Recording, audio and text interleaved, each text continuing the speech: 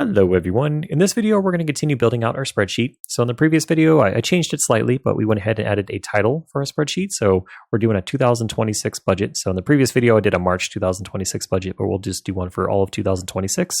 We have our first column here, which is bills, and we're going to go and start building out our other columns. So because this is a monthly right now it says, let me do ahead to monthly budget. There we go. Now it makes more sense. So now what we need to do is we have to add in our different columns. So we're only into March in 2026 right now. So I need to only add in January, February, and March. So let's go ahead and do that. So same thing as before, we need to come over to the cell where we want to add the information. So right now our columns are aligned here on row 3. So right now for B3, let's go and add in the first month, which is going to be 01/01/2026. And you don't have to use this date format. This may be different, like in the military, we use day, month, year. So most of the date formats should automatically be detected. And once we add that in, you can see it's there now. Now I could go into C3 and D3, and I could add in 2/1/2026 and 3/1/2026, but there actually is an easier way. And I know you guys like stuff to work harder or work smarter, not harder, right? So what we need to do is we have this cell highlighted, and if we come over here to the bottom right, you'll see that our cursor changes. And now it becomes this little black plus sign.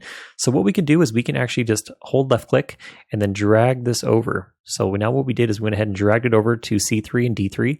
And what it did is it went ahead and added, it went ahead and guessed what it thought it was going to be for these different cells. So it thought that we were going incrementally for the month of January. But if we come over here to this autofill option and we hit the plus or the drop down symbol, we can actually come over here and change what the autofill was doing. So if we go ahead and click on fill months, you can see it went ahead and moved it from January 2nd and 3rd over to February 1st and March 1st. So that's awesome, right? So that's a really quick way where you can actually use the autofill to fill out dates and all sorts of things. So what I'm going to challenge you guys to do is, if you haven't gotten to this point yet, go ahead and create a spreadsheet. And on your first sheet, you want to go ahead and add in your title.